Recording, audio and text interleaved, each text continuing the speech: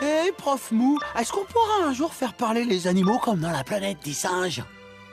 Mais pourquoi tu me poses pas directement la question? Tu sais parler, toi. Laisse-moi plutôt écouter ces êtres purs. Alors, n'est-il pas sympa de tout faire comme les humains? Kevin a mal au cucu.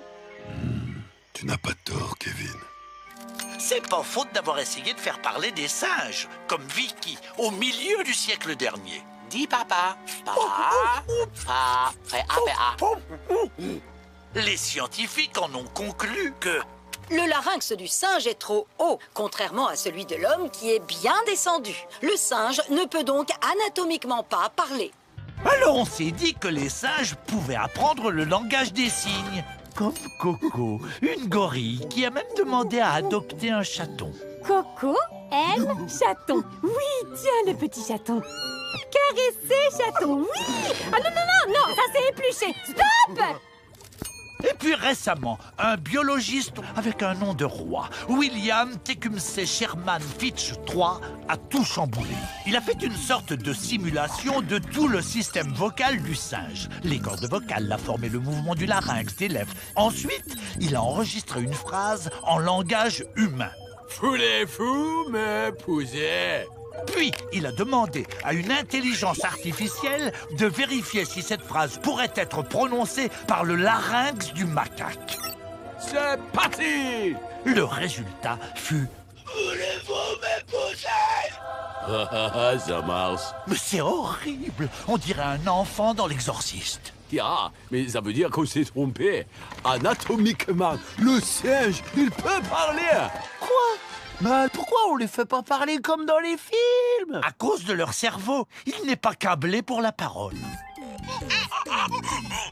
En revanche, si on branchait un cerveau humain sur les cordes vocales d'un singe, selon Fitch, il n'y aurait pas de problème. Tu veux un bisou? Mais ça veut dire que Bouli, mon chat adoré, il pourra jamais dire qu'il m'aime? Nathanaël, est-ce que nos animaux ne nous disent pas déjà plein de choses? Hein? Mais avec leur corps, leurs gestes ou leurs odeurs, c'est peut-être à nous, humains, de comprendre ce qu'ils essaient d'exprimer. Avec toi, j'ai un truc super important à te montrer. Si vous voulez voir des éléphants commander une pizza, tapez « Tu mourras moins bête » sur arte.tv. Avec ça, c'est sûr, vous mourrez moins bête, mais bon, vous mourrez quand même. Prof, non mais franchement, vous avez vu ces chiens sur les internets? Zéro dignité.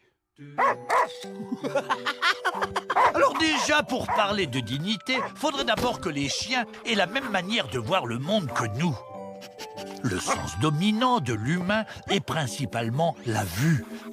Chez le chien, c'est son odorat, qui est jusqu'à 1 million de fois plus puissant que le nôtre.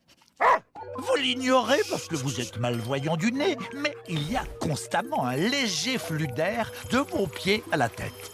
Il embarque les 4000 cellules de peau morte que vous perdez chaque minute. Il y a en moyenne 4 bactéries sur chacun de ces mini-cornflakes. Les molécules produites par ces bactéries donnent beaucoup d'informations aux chiens. Molécules d'acide gras court, carpique et isovalérique en vue. Avec, on peut analyser votre peur, ce que vous avez mangé, ce que vous avez touché, Papa, il s'est gratté les fesses. vos maladies. Attention, mycose dans 3, 2... Ah, purée, ça gratte! Et même votre humeur. Quoi?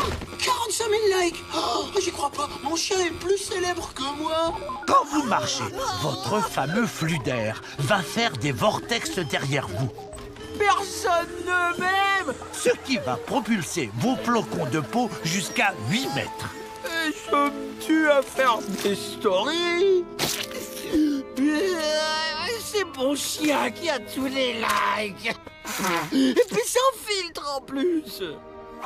Même après des heures, les chiens peuvent encore remonter la piste laissée par ces fameuses cellules de peau, mais aussi par la transpiration des pieds qui traversent la semelle ou les molécules des plantes écrasées par votre passage. Comme les traces plus fraîches contiennent un chouïa plus de molécules que les plus anciennes, le chien détecte le sens de la piste. Oh, mon bouli! En 2007, Jess Porter, une chercheuse de l'université de Berkeley, a montré qu'on n'est pas si nul en odorat. Pour ça, elle a demandé à des étudiants d'essayer de suivre une piste en chocolat seulement avec le nez. Cherche, Natou, cherche. C'est bien ça. Eh bien, figurez-vous que l'humain peut pister, surtout s'il est prêt à perdre toute sa dignité. Quoi, le nul? Il a carrément du choco sur la patte. Il sent rien. Ce qui ferait pas pour un Nobel. Si vous pensez pouvoir vous gratter l'oreille avec le pied, alors tapez Tu mourras moins bête sur arte.tv. Avec ça, c'est sûr, vous mourrez moins bête, mais bon, vous mourrez quand même. Cher prof, est-ce qu'avoir des petits bras, c'est la honte? Non, mais au départ, je voyais pas l'intérêt des barangles, mais là, si. Hein. Ah, j'adore.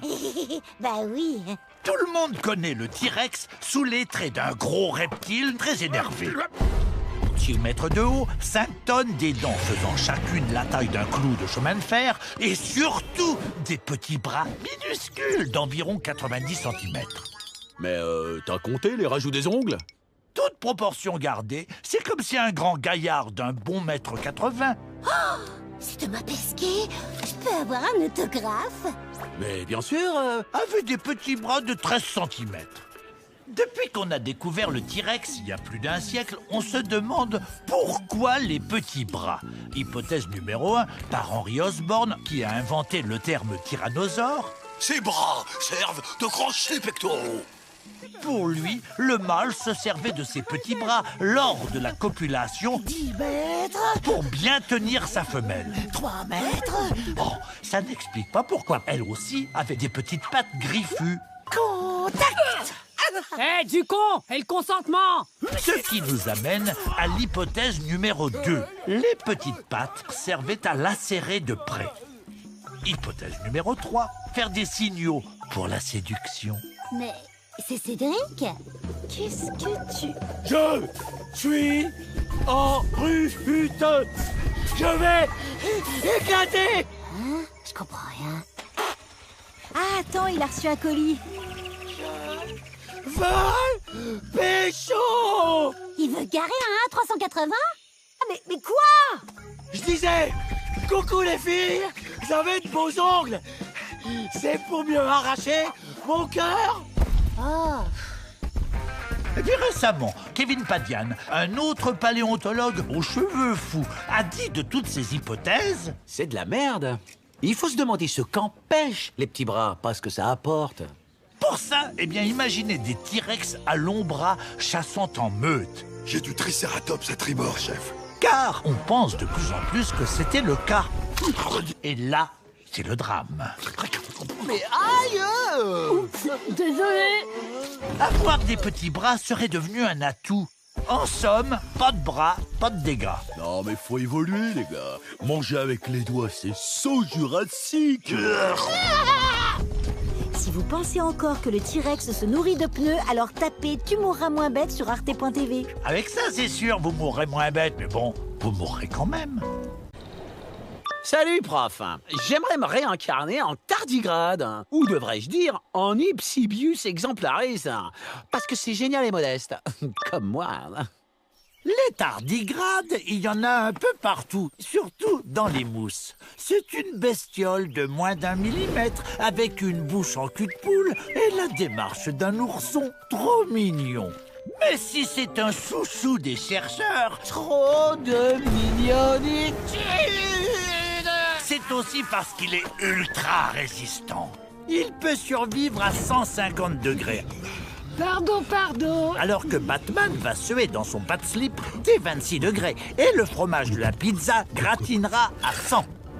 Il supporte aussi moins 272 degrés. Il pourrait survivre sur Neptune. Tu es bon, Speedy. Rappelons qu'une araignée meurt à moins 7 petits degrés. Si un humain subit 1000 radios d'un coup, il meurt. Eh bien, il en faudra 700 fois plus au tardigrade pour flancher. Son secret, il évacue 95% de son eau et entre dans un état tout sec qu'on appelle cryptobiose. Il peut rester des plombes comme ça, comme une belle au bois dormant indestructible. Pour le réveiller, suffit que le chercheur le mouille avec de l'eau. Oui, je rêve d'être toi. Je pense pas, non. Sauf que le tardigrade a une faille. Sa cryptobiose ne garantit pas le voyage dans l'espace. J'aimerais tant découvrir le monde. Ne serait-ce que 2 mètres. Le tardigrade qui veut aller loin doit Adieu. prendre l'escargot. Comme le système digestif de l'escargot est humide, le tardigrade aura du mal à devenir tout sec. Seuls 30% atteindront vivant la sortie. Si des chanceux arrivent à survivre 2 jours dans le véhicule, l'escargot aura parcouru une dizaine de mètres. Pour un tardigrade, c'est un Paris-New York baveux. Une petite glissade pour l'escargot, mais une sacrée bavée pour le tardigrade. Les plus forts, eux, se font manger et transporter par des oiseaux. Ils voyagent carrément des kilomètres et conquièrent des univers inconnus. Un jour, je serai le Thomas Pesquet des tardigrades. Si vous voulez savoir par quoi se font manger les chercheurs pour se rendre à leur congrès, tapez Tu mourras moins bête sur arte.tv. Avec ça, c'est sûr, vous mourrez moins bête, mais bon, vous mourrez quand même. Cher prof, je crois que je me suis fait enlever par des entités qui m'ont fait subir des expériences horribles. Cher ami, je crois que vous avez tout simplement eu affaire à des humains. Coucou. Certains d'entre eux font des trucs bizarres. Par exemple, les myrmécologues, les spécialistes des fourmis. Coucou. Les myrmécologues se posent des questions fondamentales et obsédantes, du genre... Comment une fourmi retrouve son chemin quand elle est loin de sa fourmilière? Se dirige-t-elle grâce au soleil? Compte-t-elle ses pas? Pour y répondre, ils ont donc kidnappé des fourmis juste devant chez elles, puis les ont relâchées plusieurs mètres plus loin. Imaginez, c'est un peu comme si, de retour de vos courses, Ras-le-bol de tout faire ici. un extraterrestre vous embarquez sur le pas de votre porte et vous déplacez des kilomètres plus loin. Bon, Malgré ça, chose incroyable, vous savez de suite dans quelle direction aller pour rentrer chez vous. Au début du XXe siècle, un entomologiste suisse, Félix Sanchi, se doutait que la fourmi utilisait la position du soleil pour se situer dans l'espace. Se passe quoi si je mets un miroir au-dessus de leur tête? Elle va dans le sens opposé. Ah, je le savais. Tu vois, si tu travailles mal à l'école, tu finiras chercheur, comme ce vieux fou. Sauf qu'elle réussissait aussi cet exploit sans qu'on voie le soleil.